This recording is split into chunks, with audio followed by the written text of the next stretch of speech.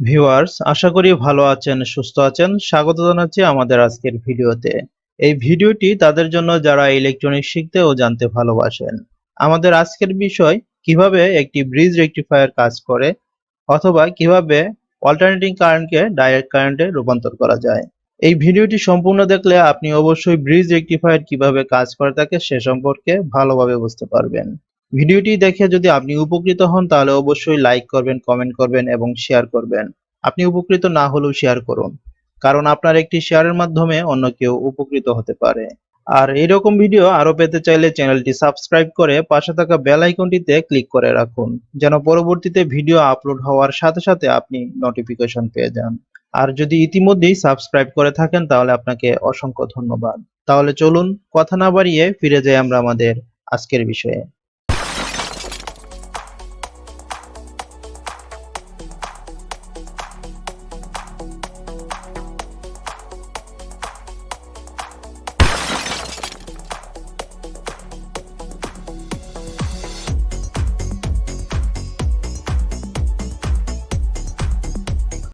আমরা যারা ইলেকট্রিক এবং ইলেকট্রনিক্স এর কাজ করে থাকি তারা এই ডিভাইসটির সাথে পরিচিত রয়েছি। এটি আমাদের কাছে অ্যাডাপ্টার বা ট্রান্সফরমার নামে পরিচিত। আমাদের অনেকেরই ধারণা রয়েছে যে এই অ্যাডাপ্টার বা ট্রান্সফরমার ছাড়া অল্টারনেটিং কারেন্টকে অর্থাৎ এসি কে ডিসি তে রূপান্তর করা যায় না, কিন্তু এই ধারণাটি সম্পূর্ণ ভুল। আমরা যে কোনো এসি ভোল্টেজকেই ডিসি ভোল্টেজে রূপান্তর করতে পারি। এই ভিডিওটি সম্পূর্ণ দেখলে আপনার এই ভুল ধারণাটি পরিবর্তন হয়ে যাবে। তার আগে চলুন আমরা সংক্ষিপ্তভাবে ট্রান্সফরমার সম্পর্কে জেনে নিই। ট্রান্সফরমার হচ্ছে এমন একটি স্থির প্রকৃতির মেশিন যা বৈদ্যুতিক পাওয়ারকে কোনো রকম সংযোগ ছাড়াই এক স্থান থেকে অন্য স্থানে স্থানান্তর করতে পারে। এই ট্রান্সফরমারের ভিতরে দুটি কয়েল থাকে। এই দুটি কয়েলকে আমরা দুটি নামে চিনি, একটি হচ্ছে প্রাইমারি কয়েল আর একটি হচ্ছে সেকেন্ডারি কয়েল। আর এই ট্রান্সফরমারকে দুই ভাগে ভাগ করা যায়, একটি হচ্ছে স্টেপ আপ আর একটি হচ্ছে step down. Step up transformer এর মধ্যে আমরা কম ভোল্টেজ অর্থাৎ আমরা কম এসি ভোল্টেজ ইন করে তার চাইতে অধিক এসি ভোল্টেজ আউটপুট হিসেবে পেতে পারি। আর স্টেপ ডাউন ট্রান্সফরমারের মধ্যে আমরা বেশি এসি ভোল্টেজ প্রবেশ করিয়ে আমরা কম ভোল্টেজ আউটপুট হিসেবে নিতে পারি। এই সম্পূর্ণ কাজটি সম্পন্ন হয় পরিবর্তনশীল ম্যাগনেটিক ফ্লাক্সের মাধ্যমে। এখানে দুটি ট্রান্সফরমারের চিত্র দেখানো হয়েছে। এর এই সাইডে যে কয়েল সংযুক্ত রয়েছে এটি হচ্ছে প্রাইমারি, আর অপর পাশে যে কয়েল রয়েছে এটি হচ্ছে সেকেন্ডারি। আমরা প্রাইমারিতে 33,000 ভোল্ট যদি ইন করি, এর সেকেন্ডারিতে আমরা 11,000 ভোল্ট আউটপুট হিসেবে পাবো। অর্থাৎ এটি হচ্ছে একটি স্টেপ ডাউন ট্রান্সফরমার। এখানে আরেকটি ট্রান্সফরমার দেখানো হয়েছে। এর প্রাইমারিতে 11,000 ভোল্ট ইন করার পর আমরা এর সেকেন্ডারিতে 220 ভোল্ট আউটপুট হিসেবে পেতে পারি। আর এই ট্রান্সফরমার গুলো ব্যবহার করে আমরা বাসাবাড়িতে ব্যবহারযোগ্য ভোল্টেজ পেয়ে থাকি। আরেকটি মনে রাখার বিষয় হচ্ছে যে ট্রান্সফরমার শুধুমাত্র অল্টারনেটিং কারেন্ট অর্থাৎ এসি ভোল্টেজের ক্ষেত্রেই কাজ করে থাকে। এখানে কিছু ছোট আকৃতির ট্রান্সফরমার দেখানো হয়েছে। এর ইনপুট হচ্ছে 220 ভোল্ট, কিন্তু এর আউটপুটে আমরা 3 ভোল্ট পাবো। এখানে দেখানো হয়েছে এর ইনপুটে 220 ভোল্ট ইন করানোর পর আমরা এর আউটপুট থেকে 24 ভোল্ট আউটপুট নিতে পারবো। এখানে আউটপুটে 3টি ওয়্যার দেখানো হয়েছে। মাঝখানে এখানে দেখানো হয়েছে 0, অর্থাৎ এই ওয়্যার থেকে এই ওয়্যারের মধ্যে আমরা 24 ভোল্ট এসি পাবো। আবার এই ওয়্যার থেকে এই ওয়্যারের মধ্যে অর্থাৎ মাঝখানের ওয়্যার এবং এই ওয়্যারের মধ্যে আমরা 24 ভোল্ট এসি পাবো। আর যদি আমরা দুই প্রান্তের দুটি ওয়্যার থেকে আমরা ভোল্টেজ নেই তাহলে আমরা পাবো এসি 48 ভোল্ট, অর্থাৎ এখানে 24 আর এখানে 24, এই দুটি 24 মিলে হয়ে যাবে 48 ভোল্ট। ভিউয়ার্স, আশা করি এতটুকু বুঝতে পেরেছেন যে ট্রান্সফরমারের মাধ্যমে ভোল্টেজকে কমানো কিংবা বাড়ানো যায়। যেমন এখানে 33,000 ভোল্ট থেকে 11,000 ভোল্ট আউটপুট নেওয়া হয়েছে। আবার এখানে 11,000 ভোল্ট ইন করে 220 ভোল্ট আউটপুট নেওয়া হয়েছে। আর এই ট্রান্সফরমারের মধ্যে 220 ভোল্ট ইন করে 12 ভোল্ট আউটপুট নেওয়া হয়েছে। অর্থাৎ ট্রান্সফরমারের মাধ্যমে আমরা একটি নির্দিষ্ট ভোল্টেজ ইন করে আমরা আমাদের ইচ্ছামতো ভোল্টেজ আউটপুট হিসেবে নিতে পারি।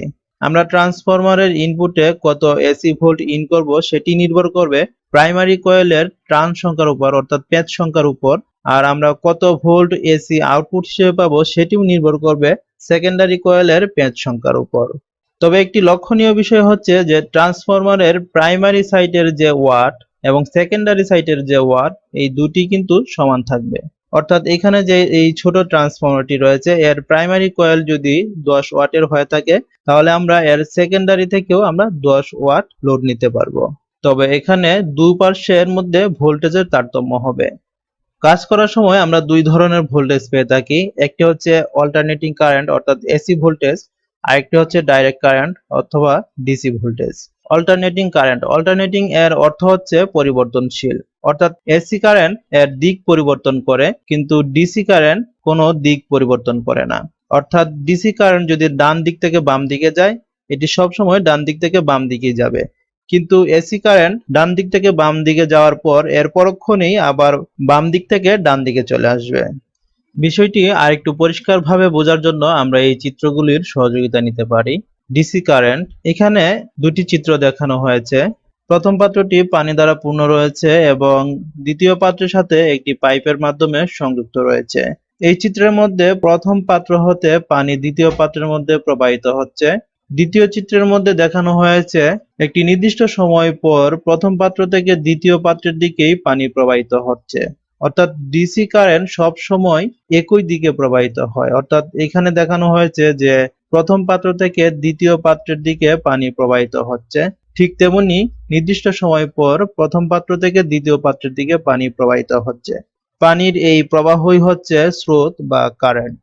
এখন এসির ক্ষেত্রে এখানে দুটি চিত্র দেখানো হয়েছে। এখানে প্রথম পাত্রের সাথে দ্বিতীয় পাত্রের একটি সংযোগ রয়েছে আর এর মধ্যে প্রথম পাত্র হতে দ্বিতীয় পাত্রের দিকে পানি প্রবাহিত হচ্ছে, কিন্তু একটি নির্দিষ্ট সময় পর দ্বিতীয় পাত্র থেকে প্রথম পাত্রের দিকে পানি প্রবাহিত হচ্ছে, অর্থাৎ এর স্রোত পরিবর্তনশীল। ঠিক তেমনি অল্টারনেটিং কারেন্টের দিকও পরিবর্তনশীল। আমরা যখন বৈদ্যুতিক পাওয়ার এক স্থান থেকে অন্য স্থানে স্থানান্তর করি তখন আমরা দুটি ওয়্যার বা কেবল ব্যবহার করে থাকি। আমরা সাধারণত এই দুটি কেবলকে লাল এবং কালো দ্বারা শনাক্ত করে থাকি। লালটিকে আমরা ফেজ বা পজিটিভ এবং কালোটিকে আমরা নিউট্রাল বা নেগেটিভ হিসেবে চিহ্নিত করি। আমরা অল্টারনেটিং কারেন্ট অর্থাৎ এসির ক্ষেত্রে বলবো ফেজ এবং নিউট্রাল, আর ডিসির ক্ষেত্রে বলবো পজিটিভ এবং নেগেটিভ। যদি কেউ ফেজ এবং নিউট্রাল বলে তাহলে আমরা বুঝে নিব যে এটি হচ্ছে অল্টারনেটিং কারেন্ট অর্থাৎ এসি কারেন্ট, আর যদি কেউ পজিটিভ এবং নেগেটিভ বলে তাহলে আমরা বুঝে নিব এটি হচ্ছে ডিসি। আমরা জানি যে একটি লোড চালানোর জন্য ফেজ এবং নিউট্রাল অথবা পজিটিভ নেগেটিভ এর প্রয়োজন হয়। এখানে দুটি চিত্র দেখানো হয়েছে, এটি হচ্ছে ফেজ কেবল আর এটি হচ্ছে নিউট্রাল কেবল। অল্টারনেটিং কারেন্টের যেহেতু দিক পরিবর্তন হয়, অর্থাৎ যখন ফেজ ওয়্যারটি পজিটিভ তখন নিউট্রাল ওয়্যারটি নেগেটিভ, আর যখন নিউট্রাল ওয়্যারটি পজিটিভ হবে তখন ফেজ ওয়্যারটি নেগেটিভ হবে। এটি আমরা এই চিত্রের মাধ্যমে ভালোভাবে বুঝতে পারবো। যখন আমরা একটি লোড সংযুক্ত করব তখন এই লোডটি চালু করার জন্য আমাদের ফেজ এবং নেগেটিভের প্রয়োজন হবে। তাই এখানে দুটি ওয়্যার রয়েছে, একটি হচ্ছে ফেজ আর একটি হচ্ছে নিউট্রাল। এই চিত্রের এই মাঝখানের রেখাটি হচ্ছে জিরো, এর নিচে হচ্ছে নেগেটিভ আর এর উপরে হচ্ছে পজিটিভ। এটি হচ্ছে পজিটিভ কার্ভ আর এটি হচ্ছে নেগেটিভ কার্ভ। যখন ফেজ ওয়্যারটি পজিটিভ হবে তখন নিউট্রাল ওয়্যারটি নেগেটিভ হবে, আর এই পজিটিভ এবং নেগেটিভ দুটি ওয়েভ যখন একটি লোডের মধ্যে প্রবেশ করবে তখন এই লোডটি চালু হবে। আবার যখন ফেজ ওয়্যারটি নেগেটিভ হবে তখন নিউট্রাল ওয়্যারটি পজিটিভ হবে। ঠিক তখনই এই দুটি ওয়েভ যখন একটি লোডের মধ্যে প্রবেশ করবে তখন এই লোডটি চালু হবে।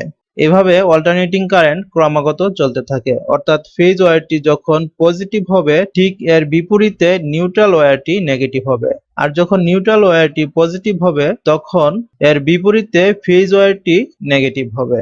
এই দুটি চিত্র যখন আমরা একত্রে এইভাবে দেখব তখন দেখুন যে যখন ফেজ ওয়্যারটি পজিটিভ তখন নিউট্রাল ওয়্যারটি নেগেটিভ, আর যখন নিউট্রাল ওয়্যারটি পজিটিভ ঠিক তখনই ফেজ ওয়্যারটি নেগেটিভ।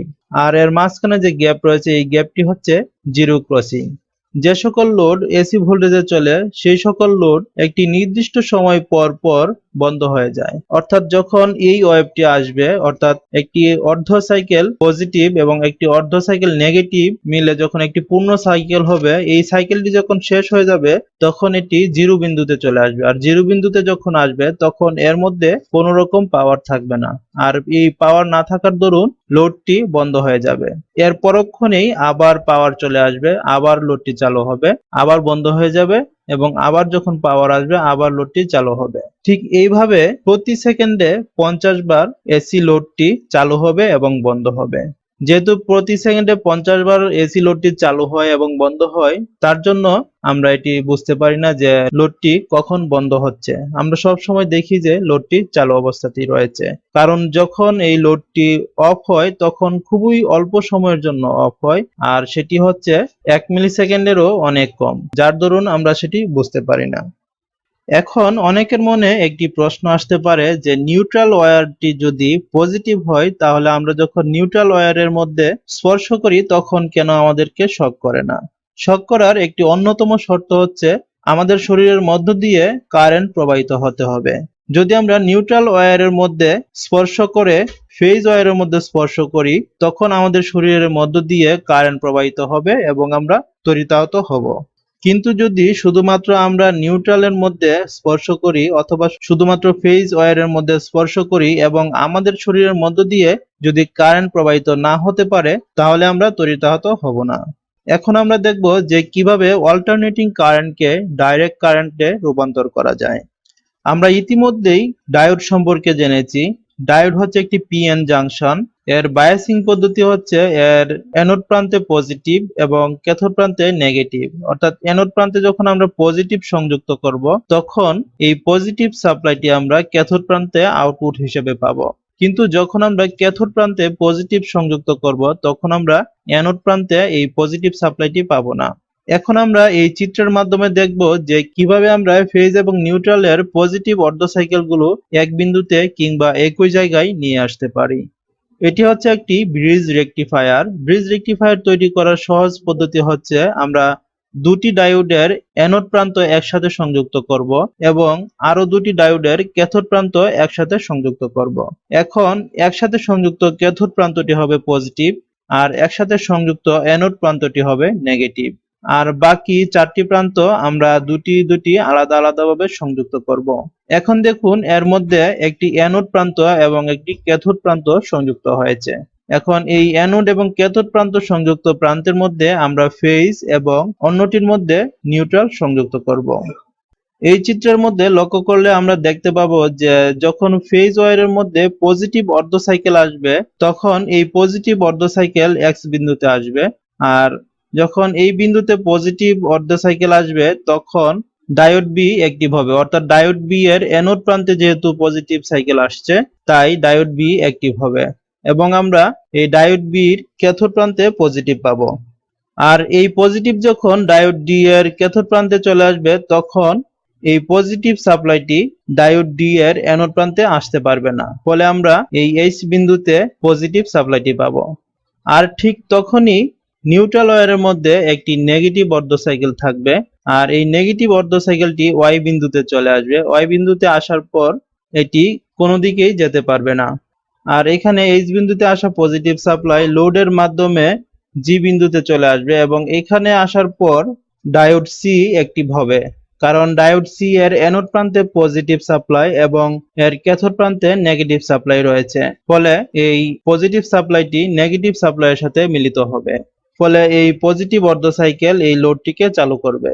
আর অন্যদিকে ডায়োড এ অন হবে না, কারণ এর ক্যাথোড প্রান্তে যে পজিটিভ সাপ্লাইটি রয়েছে এর অ্যানোড প্রান্তে তার চাইতে 0.6 ভোল্ট কম রয়েছে। এই 0.6 ভোল্ট কম থাকার দরুন এই ডায়োডটি অ্যাক্টিভ হবে না। যদি এর অ্যানোড প্রান্তে ক্যাথোড প্রান্তের চেয়ে বেশি ভোল্ট থাকতো তাহলে এই ডায়োডটি অ্যাক্টিভ হতো। ডায়োড অ্যাক্টিভ হওয়ার শর্ত হচ্ছে যে এর অ্যানোড প্রান্তে ক্যাথোড প্রান্তের তুলনায় বেশি ভোল্টেজ থাকতে হবে। আর যখন বেশি ভোল্টেজ থাকবে তখনই এই বেশি ভোল্টেজ অ্যানোড প্রান্ত হতে ক্যাথোড প্রান্তের দিকে চলে আসবে, অর্থাৎ এই বেশি ভোল্টেজটি আমরা ক্যাথোড প্রান্তের দিকে আউটপুট হিসেবে পাবো। আর এখানে যেহেতু 0.6 ভোল্ট কম রয়েছে তাই এই ডায়োডটি অ্যাক্টিভ হবে না। আবার যখন নিউট্রাল ওয়্যারটি পজিটিভ হাফ সাইকেল দিবে ঠিক তখনই ফেজ ওয়্যারটি নেগেটিভ হাফ সাইকেল দিবে। নিউট্রাল ওয়্যারের পজিটিভ হাফ সাইকেল ওয়াই বিন্দুতে চলে আসবে এবং ডায়োড ডি অ্যাক্টিভ হবে, কারণ এর অ্যানোড প্রান্তে পজিটিভ ভোল্টেজ আসছে আর এই পজিটিভ ভোল্টেজটি আমরা ক্যাথোড প্রান্তে আউটপুট হিসেবে পাবো।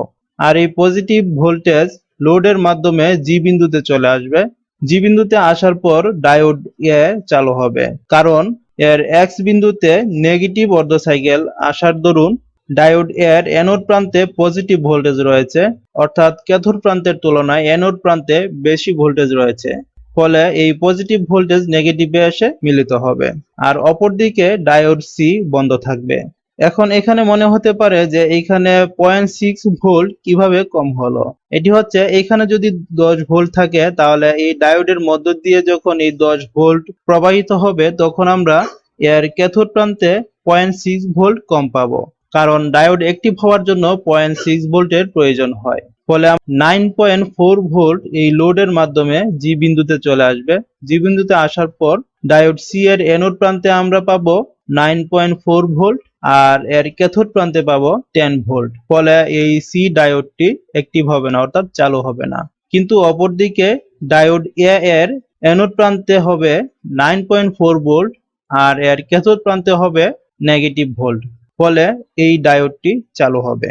এখন আমরা এর আউটপুট কার্ভটি যদি দেখি তাহলে আমরা দেখতে পাবো ফেজ ওয়্যারের যে পজিটিভ অর্ধ সাইকেল রয়েছে এটি পজিটিভ সাইডে চলে আসছে, অর্থাৎ এইচ বিন্দুতে চলে আসছে। আবার যখন নিউট্রাল ওয়্যারের পজিটিভ সাইকেল আসলো তখনও এই নিউট্রাল ওয়্যারের পজিটিভ অর্ধ সাইকেলটি ঠিক পজিটিভ বিন্দুতেই চলে আসছে, অর্থাৎ এইচ বিন্দুতে চলে আসছে।